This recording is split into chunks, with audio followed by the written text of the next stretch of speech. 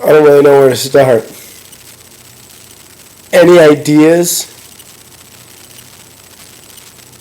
I really am having a hard time pinpointing what to talk about first.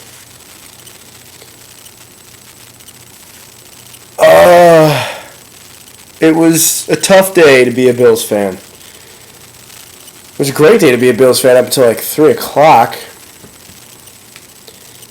But it went pretty far south after that. How do you allow 45 points in 21 minutes of gameplay? That's insane. 7 scores. That's a score every 3 minutes. 6 touchdowns. My God. Look, I'm sure you've heard all the stats, the brutalness of the performance. Patriots' second team ever to have 200-yard receivers, 200-yard rushers in the same game. By the way, who's Brandon Bolden? Whatever. We have 580 yards of offense. That's the most we've ever allowed at home. 45 points, I think, it hasn't been done since 1972 or something in one half. 31 points allowed in the fourth. That ties NFL record. It's crazy. It's ridiculous. But where does the blame lie? I guess that's a good place to start. Does it lie with the coaches? Well, I mean, part of it has to. How can you not point the finger at them a little bit? Clearly, they didn't keep. I mean, they got him up. It was 21-7 in the third quarter with 11 minutes to go. It looked like we were on our way to a win. I fully expected New England to come back, but even when it was tied, I still thought, okay, well, at least it's a game. It's a game. It's tough, but New England looks strong. We need something to change the momentum. Nothing just ever happened.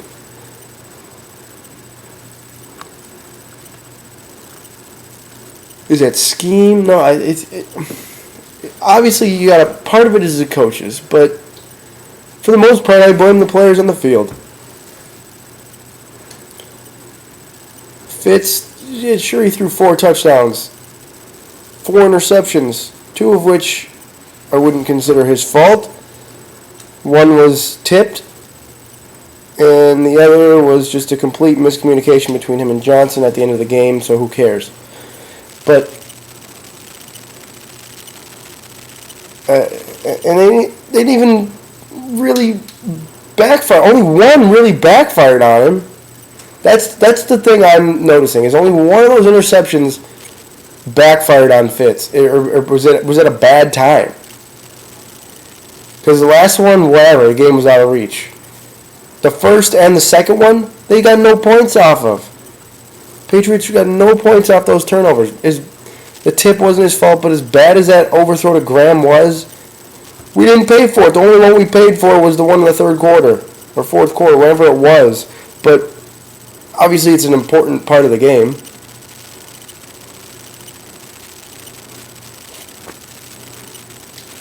But the defense held their own for a while. I'm still trying to figure out where I want to start with this. I guess with Fitz.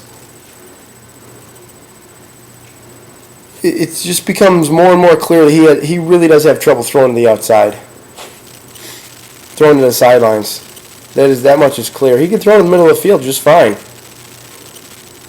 But when he needs to go deep, he's inaccurate. When he needs to go to the sidelines, he's inaccurate. We saw that when, I believe it was 21-21. It was 3rd and 17 or something for the Bills, and he had Johnson at the sideline for a first down. Missed him. Oh, that was tough. It's frustrating, obviously, but this is what we sort of knew we had. We like him because he takes chances, but we kind of knew he wasn't that good. I know he's not Matt Ryan, I know he's not Cam Newton. I know he's not Andrew Luck or RG3. He doesn't have that much talent. He's got the smarts, though. I think you're starting to see the need for another weapon to come through. Chandler's coming through. That's great. Johnson was sort of invisible.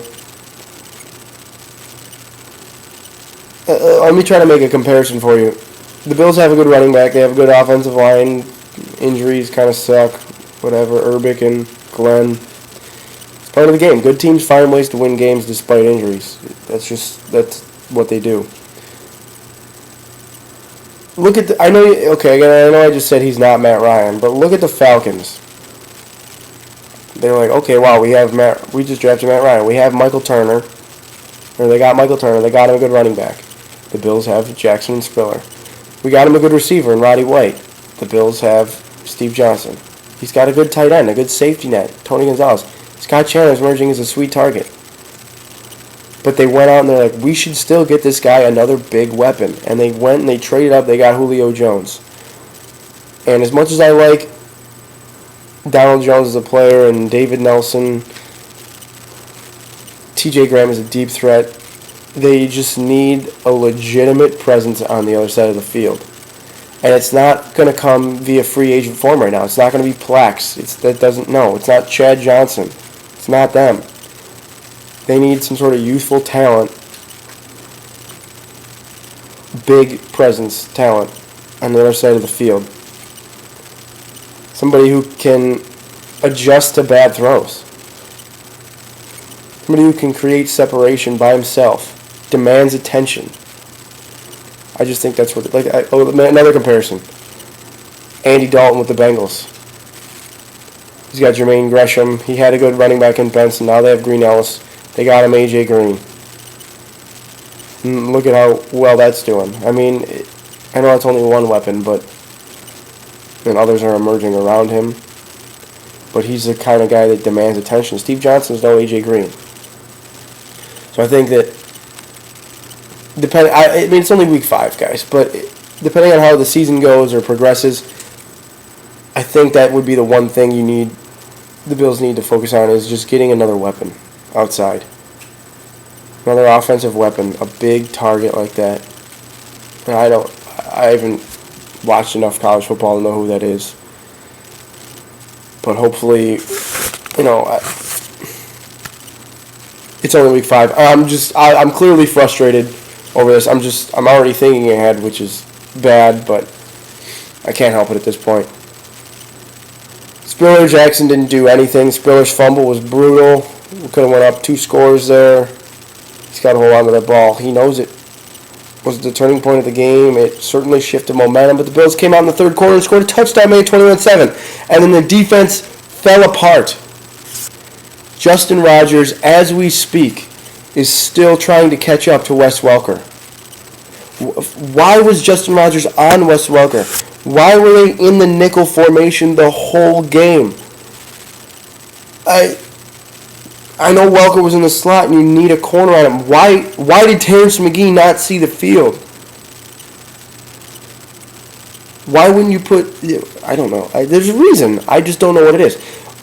Why doesn't Terrence McGee go outside and you put Gilmore inside on Welker in the slot? And just, no matter what the coverage is, just tell Gilmore to follow Welker around.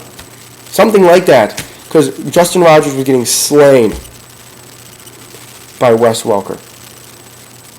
And they kept running the same defense, a 2 linebacker nickel package with Kelvin Shepard, who kept jumping holes in the run. Shepard made a lot of mistakes. Everybody made a lot of mistakes.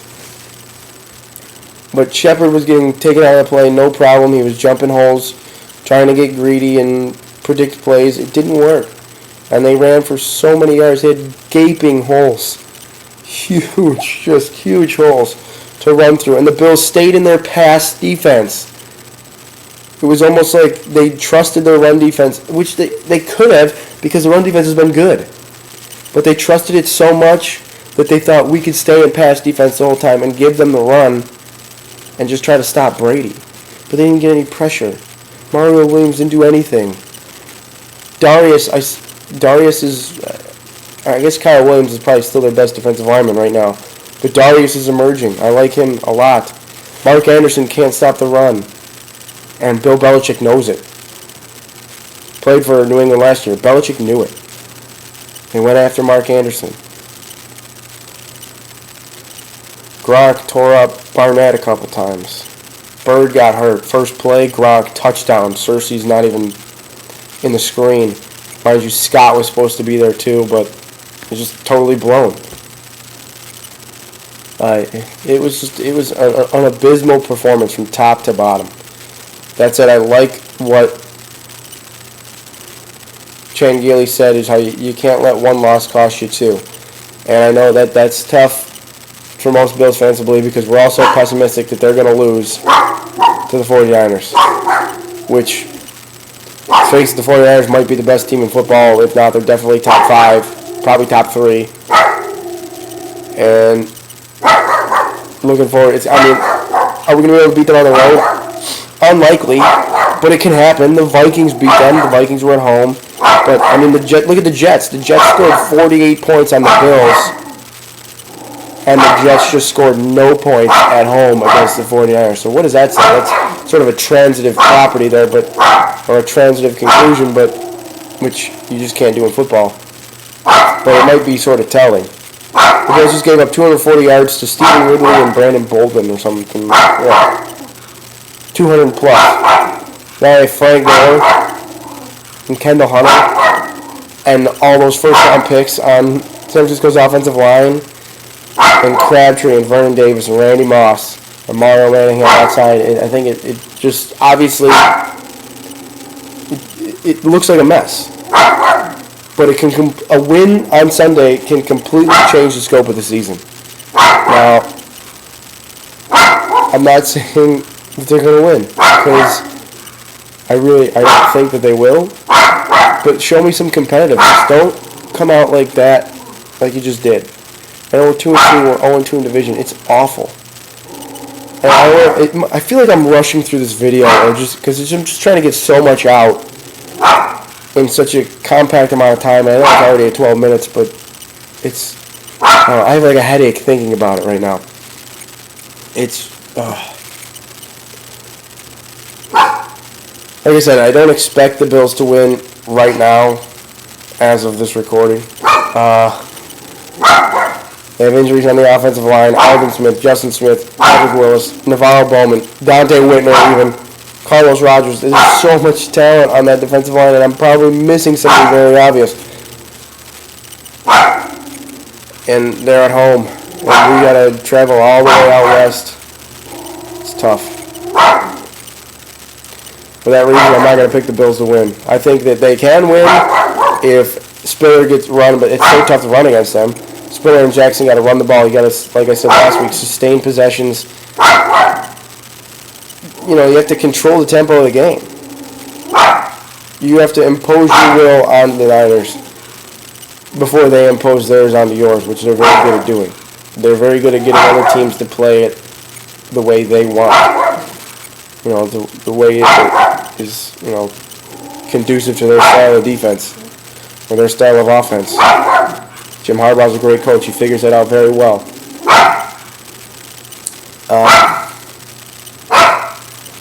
The Bills just can't. They can't have that kind of performance again. They have to be better against the run, force Alex Smith to pass, cover the tight end. It's a tall task. It's a very tall task to go to San Francisco all the way across the country and beat one of the better teams in the league. I don't think they will. I think San Francisco is going to beat them 27-13. There you go. There's a score. I'm 3-1 on the year, by the way. 3-1. So we'll see how that goes. Hopefully I'm wrong, but I'm going to say San Francisco 27, Bills 13. Fitz needs to turn in a better performance. The defense needs to turn in a better performance. Coaches need to do a better job of preparing these guys. And what sucks is they did fine for 35 minutes last week, but it just all came crashing down. And we had just 2 weeks. We got 2 wins in 2 weeks. And we just sort of forgotten, or we were just getting over the fact that we got embarrassed by the Jets, and then that happens. It's just terrible.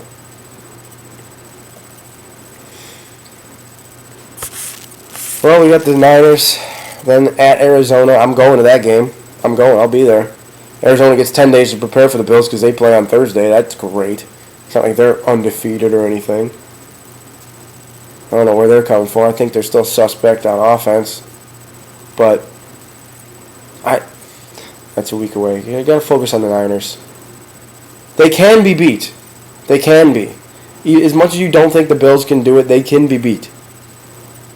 So, I hope. That's all we can do is hope. But guys, I want to thank you for listening to this rant. If you came this far, thank you so much. It's obviously because you're just concerned about the Bills just as much as I am, and you're just sick about what happened on Sunday and what happened in Week 1 against the Jets, and you just don't want to ever see that happen again because you deserve better. We all deserve better as Bills fans. But we got the Niners this weekend. I want you guys to try to enjoy the game as much as you can. You guys have a great weekend, all right? And as always, go Bills!